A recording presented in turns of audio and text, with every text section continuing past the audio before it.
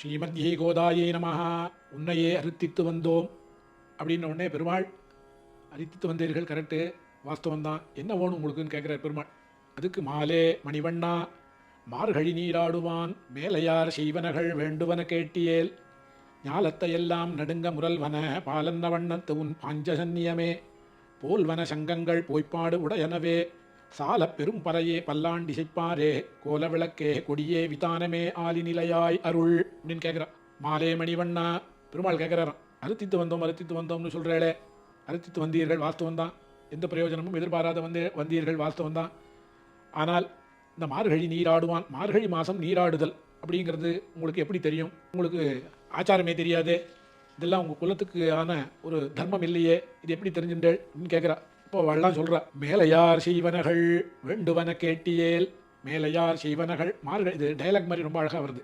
மார்கழி நீராடுவான், மார்கழி நீராட்டம் எல்லாம் அப்படி தெரிஞ்சுனுங்கோ அப்படின்னு கேட்குறா. ஸ்னேகோ மம பிரேமோரஜன்னு அப்படின்னு ராமனிடத்திலே திருவடி சொல்கிறார். என்ன சொல்கிறார் அப்படின்னா, எனக்கு உன்னிடம் இருக்கும் அன்பு பரம விபுவாக இருக்கும் என்கிறார். ஆனால் ஞானி இடத்திலே பகவானுக்கு இருக்கக்கூடியதான அன்பு இருக்குது பாருங்கோ, அது ரொம்ப பெருசாம். அந்த மாதிரி எங்களிடத்திலே உனக்கு இருக்கிற அன்பினால் இதை கேட்குற, என்ன வேணும்னு கேட்குற, சொல்கிறோம் கேளு. இது எப்படி கேட்குற நீ? மார்கழி நீராடுவான்றது எங்கேன்னு தெரிஞ்சுட்ட அப்படின்னு கேட்குற.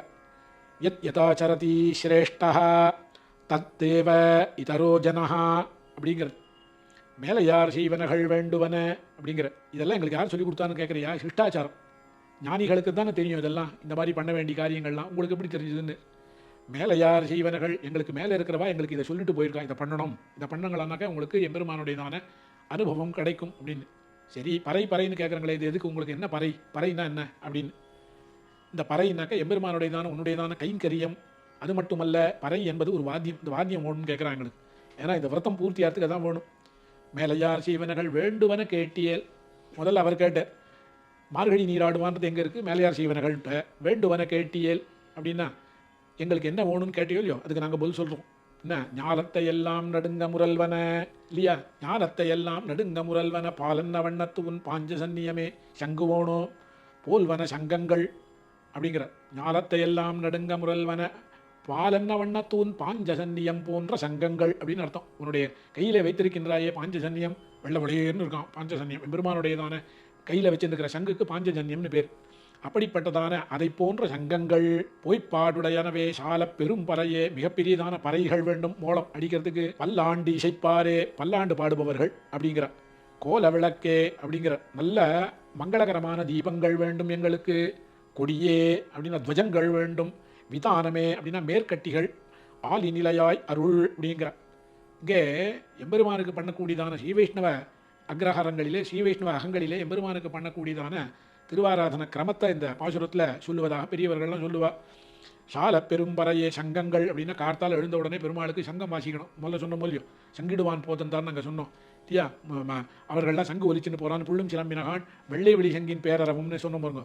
அதாவது பெருமாளுக்கு முதல்ல அந்த பெருமாள் எழுந்தருள் இருக்கக்கூடியதான அந்த சன்னதியை திறப்பதற்கு எங்களுக்கு சங்கங்கள் வேணும். அதாவது இதுக்கு விஸ்வரூப தரிசனத்துக்கு சங்கங்கள் வேண்டும். பெரும் பறையே அப்படின்னாக்க பெருமாளுக்கு திருமஞ்சன காலங்களில் எம்பெருமானுக்கு பறையை அடிச்சுட்டு தான் திருமஞ்சனம் பண்ணுவாள். இப்படியா சொல்கிறது உண்டா இல்லையா?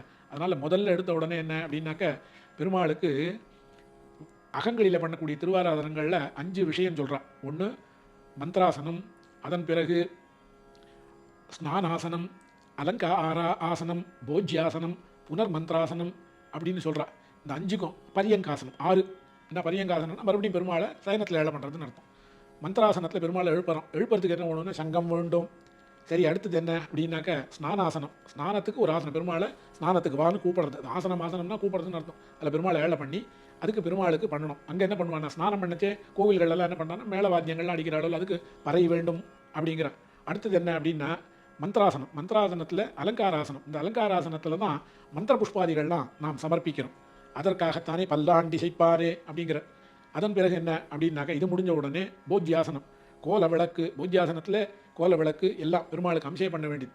கொடியே அப்படிங்கிற இதெல்லாம் 3மே இந்த அலங்காராசனத்தில் வந்துடுறது. கொடியே விதானமே அப்படின்னா பெருமாளை தலிகை அம்சம் பண்ணச்சே ஒரு விதானத்தை கட்டி அதுங்க ஏழை பண்ணுறதா வச்சுக்கணும் நாம். கொடியே விதானமே ஆலி நிலையாய் அருள். கொடியே அப்படிங்கிற. கொடி எதுக்கு அப்படின்னாக்க அந்த போஜ்யாசனத்தில் கொடியும் புனர்மந்திராசனம் மற்றும் பரியங்காசனத்திலே விதானமும் கட்டி எம்பெருமான அதுங்கள் தான் பெருமாளை வந்து ஓப்பன் ஸ்பேஸில் ஏழை பண்ணக்கூடாது. ஏதாவது மேலே விதானம் இருந்து அதுங்கள் தான் பெருமாள் ஏழை பண்ணணும். இது எல்லா கோவில்கள்லையும் வழக்கம் உண்டு. அகங்கள்லையும் இது பண்ண முடியுமான்னா இதையெல்லாம் நாம் சங்கல்ப ரூபமாக மனத்திலே நினைத்து கொண்டு இவைகளை எல்லாம் செய்யணும். அதுதான் கொடியே விதானமே ஆலி நிலையாய் அருள் அப்படிங்கிறார். அப்பா இதெல்லாம் எனக்கு வேணும். இதனால் இதெல்லாம் எதுக்கு கேட்குறேன் அப்படின்னா, இத்தனை விஷயங்களையும் நான் எதுக்கு கேட்குறேன் அப்படின்னா, எங்களுடைய நான் இந்த நோன்பு பூர்த்தியாக வேண்டும் அல்லவா, அதற்கோசரம் இந்த பொருள்கள் எல்லாம் மங்கள பொருள்கள், இந்த பொருள்களை எல்லாம் எங்களுக்கெல்லாம் அனுகிரகிக்க வேண்டும் அப்படின்னு சொல்லி பிரார்த்திக்கிறார். இதில் ஒரு விஷயம் சொல்கிறது உண்டு. என்ன அப்படிங்கிறார், மாமேகம் சரணம் பிரஜ அப்படிங்கிறார் பெருமாள் கீதையில் சொல்லுச்சு. அர்ஜுனன் என்ன பண்ணுறான், நமக்கு பாப்பம் ஜாஸ்தி, ஆனால் இவனை போய் ஆசிரியக்கணும்னு சொல்கிறாளே கிருஷ்ணனை, இவன் நமக்கு சாரதியாகத்தானே இது இருக்கான், இவன் நமக்கு சாரதியாக இருக்கான். ஒரு சாரதியை போய் நம்ம வந்து பாப்பம் ஒழியணும்னு ஆசிரியச்சோம்னா நம்ம பாபம் போகுமான்னு அவனுக்கு ஒரு சந்தேகம் வந்துவிட்டான் அர்ஜுனனுக்கு. பெருமாள் சொல்கிறார், என்னை வெறும் சாரதியாக மட்டும் நினச்சிக்காத, அகம் அப்படிங்கிறார். என்ன அப்படின்னா, அகம்னு சொன்னால் என்ன அர்த்தம், பெருமாள் அகம்னு சொல்லிக்கலாம், நாம் சொல்லக்கூடாது. பெருமாள் சொல்கிற அகம்னா என்ன அப்படின்னாக்க, சர்வஜானம் சர்வசக்தம் எல்லாம் என்னிடத்துல உண்டு, ஒரு க்ஷணத்தில் எது வேணாலும் என்னாலும் பண்ணிட முடியும், சர்வம் அப்படிங்கிறான். இப்போது இங்கே என்ன பண்ண, நித்திய சூரிகளை நம்மையும் பார்த்தால் பொன்னும் கரியும் போன்றவர்களாம். நம்மளாம் அப்படி எப்படின்னா, நித்திய சூரிகளையும் நம்மளையும் பார்த்தோம்னா எப்படி இருக்கும் அப்படின்னாக்க, நித்திய சூரிகள்லாம் பொன் போல தக தக தகன்னு இருக்கா. அதாவது நித்திய சூரிகள்னால் யார் அப்படின்னா, சீவை குண்டத்தில் எம்பெருமானுக்கு நித்திய கைங்கரியம் பண்ணுறவர்கள்லாம் நித்திய சூரிகள்னு சொல்கிறது உண்டு. நாம் அப்படின்னு சொன்னாக்க, நம்ம அப்படின்னாக்க இந்த பிரகிருதி மண்டலத்தில் இருக்கக்கூடிய நாம் எப்படி இருக்கோம்னா கரி போல இருக்கோம். அப்படின்னாக்க பெருமாள் என்ன பண்ணுறாரு அப்படின்னா, கரி போன்ற நம்மையும் நம் தோஷத்தை எல்லாம் போக்கி எம்பெருமான் என்ன பண்ணுறான் அப்படின்னா பொன் போல ஆக்குறான். பெருமாள் பொன்னாக்கி நித்திய சூரிகளுடன் நம்மை சேர்த்து விற்கக்கூடியதான சக்தியை உடையவன் எம்பெருமான் ஆனபடியினாலே அவனுக்கு என்ன அகம் அப்படிங்கிறான். அந்த அகம்ன்ற பதம் தான் இங்கே ஆல் இனிலையாய் அருள் அப்படிங்கிற. மண்ணாடும் விண்ணாடும் வானவரும் தானவரும் மற்றும் எல்லாம் உண்ணாத பெருவெள்ளம் உண்ணாமல் தான் விழுங்கி உய்யக்கொண்ட அப்படிங்கிற. பெருமாள் என்ன பண்ணுறார் அப்படின்னாக்கா, எல்லாத்தையும் பிரளய காலத்திலே மகாப்பிரளய காலத்திலே இந்த சர்வ லோகங்களையும் ஒன்று மிஞ்சியே இல்லை ஒரு பொருள் புறப்பாடின்றி முழுவதும் அகப்பட கறந்து ஓர் ஆளிலை சேர்ந்த எம் பெருமா மாயனையல். அது நான் மாலேன்னு சொன்னா பாருங்க, அதுதான் இங்கே சொல்கிறேன். மாலேன்னா மயக்குபவன். பார்க்க அப்பொழுதைக்கு அப்பொழுது என் ஆறாவமுதமைங்கிறார் ஆழ்வன். எம்பெருமானை எப்போ பார்த்தாலும் ஒவ்வொரு மாதிரியாக தெரியும். அப்பொழுதைக்கு அப்பொழுது என்னால் மறக்கவே, எனக்கு ஆறலை பெருமாளை பார்க்க சந்தோஷம். எப்போ அப்படின்னா, எப்போ பார்த்து என்றைக்கோ பார்த்ததுக்கு இன்றைக்கி சந்தோஷம் இல்லை. அப்பொழுதைக்கு அப்பொழுது எப்பொழுதெல்லாம் எம்பெருமானை நான் பார்க்கிறேனோ அனுபவிக்கிறேனோ அப்பொழுதைக்கு அப்பொழுது ஆறாவமுதம். அந்தந்த சமயத்தில் எம்பெருமான் எனக்கு ஆராதவனாக, எனக்கு ஆராதன நின்றவன் எம்பெருமான் அப்படிங்கிறார் ஆழ்வார். அந்த மாதிரி இருக்கான். இங்கே எப்படின்னா, ஒரு பொருள் புறப்பாடின்றி முழுவதும் அகப்பட கறந்து ஓர் ஆளிலை சேர்ந்த எம் பெருமா மாயனை அல்லது மாமாயன் அப்படின்னா என்ன அப்படின்னா, இந்த லோகத்தில் இருக்கிற எல்லாத்தையும் எம்பெருமான் உண்டு விழுந்த எச்சில் தேவர். இந்த லோகத்தில் இருக்கிறவெல்லாம் யார் அப்படின்னா, எம்பெருமான் சாப்பிட்றான். பழைய காலத்தில் சாப்பிட்டு என்ன பண்ணுறான்னா, கொஞ்சம் காலம் அமைதியாக இருக்கும், லோகத்தில் சிருஷ்டியே கிடையாது. பெருமாள் அப்படியே படுத்துட்டு இருக்கான் ஆளின் நிலையில். ஆலை இலை இருக்குது பாருங்க, அதில் பெருமாள் படுத்துட்டே இருக்கான். எப்போ மறுபடியும் அவனுக்கு தோன்றதோ சிருஷ்டியை அதை ஏற்படுத்தலாம். அப்போ என்ன ஆகுதுன்னா, சாப்பிட்டதெல்லாம் பெருமாள் வயத்தில் எப்படி இருக்குது அப்படின்னா, அந்த தாயார் வயத்தில் கர்ப்பம் இருந்து அப்படி இருக்கும், எப்படி பாதுகாப்பாக வச்சுருப்பாளோ அதுபோல் பெருமாள் தன்னுடைய வயத்தில் இந்த லோகத்தெல்லாம் பத்திரமாக பாதுகாத்து வச்சுருக்கான். எப்போ தேவையோ தூன்னு உமியிறான். அதனால தான் ஆழ்வார் சொன்னார், எம்பெருமா ஆலி நிலையில் இருக்கிற எம்பெருமான் உண்டு விழுந்த எச்சில் தேவர். நம்மள தேவர்னாக்க எல்லாரும் இந்த பூசுரர்கள், நாமளும் தேவர்கள் தான், நம்மளாம் பூசுரர்கள், அவெல்லாம் தேவர்கள். எல்லாரையும் பெருமாள் உமிழறான், திரும்பி உமிழ்ந்து லோக சிருஷ்டியை ஏற்படுத்துகிறான். உமிழறான்னு என்ன, திருப்பி லோக சிருஷ்டியை ஏற்படுத்துகிறான். அப்படிப்பட்ட மாமாயனை ஆல் இனிலையாய் அப்படின்னா, ஒரு பொருள் புறப்பாடின்றி முழுவதும் படக்கறந்து ஓராளிலை சேர்ந்த எம் பெருமா மாயனை அல்லது அப்படிங்கிறார் பாருங்க. அந்த மாதிரி பகவான் என்ன பண்ணுறார் அப்படின்னா, ஆலி நிலையாய் என்பதினாலே மாம் அப்படின்னாக்க மாலே அப்படின்னு அர்த்தம். மாலேன்னா மயக்குபவன், எல்லா விதமான சர்வசக்தனாக இருக்கக்கூடியதான எம்பெருமான் அப்படின்னு சொல்லி அவனுடைய அகட்டித கட்டனா சாமர்த்தியத்தை இந்த பாசுரத்தை, அகட்டித கட்டனா சாமர்த்தியம் அப்படின்னாக்க பெருமாள் ஒரே சமயத்தில் எல்லா விதமாகவும் இருக்கக்கூடியவன். எப்பேற்பட்டதானதான அந்த அவதாரத்தையும் ஒரு இடத்துல இருப்பான், இன்னொரு இடத்துல இருப்பான். அங்கேருந்து நாரதர் என்ன பண்ணாராம், அவருக்கு பெரிய ஒரு சந்தேகம். நாமெல்லாம் பிரமாதமாக பேசின்னு இருக்கோம், பெருமாள் வந்து 8 திசையும் எண்ணிறந்த பெருந்தேவிமார் அப்படின்னு சொல்கிறாளே, துவாரகால 8 பட்டமகிழ்ச்சிகள் பெருமாள், 16,000 மனைவிமார்கள். என்ன அவளோட பெருமாள் எப்படி என்ன பண்ணிட்டு எப்படி குர்த்தனம் பண்ணுற அப்படின்னு ஒருத்தரை வச்சுட்டே நம்மளால் கஷ்டமாக இருக்குது. பெருமாள் இத்தனை பேர் எப்படி வச்சுருங்க, துவாரகைக்கு போய் பார்க்கலான்னு போனாராம்.